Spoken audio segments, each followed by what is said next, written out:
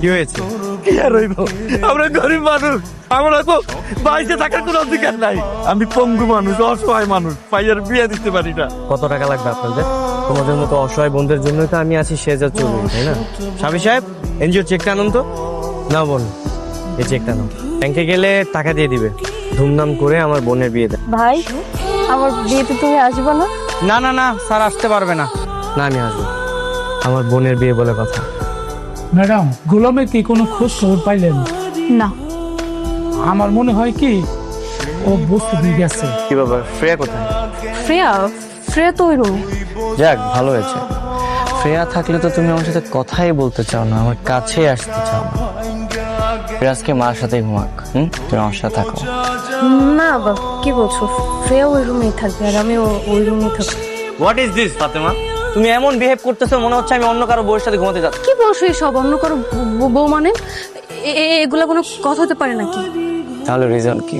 রিজনটা আমাকে বলো। আমার থেকে তুমি দূরে দূরে থাকছো কেন?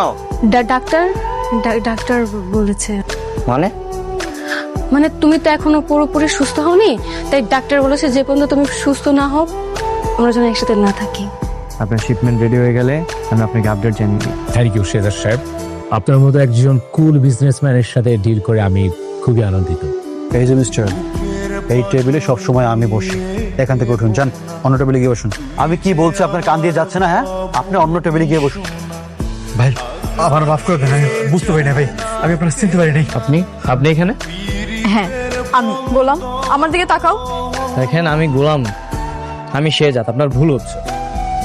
তুমি আমার গোলাম। Who is this girl? হ্যাঁ, তুমি কে? গোলাম? তুমি কি বলতেছো এগুলা?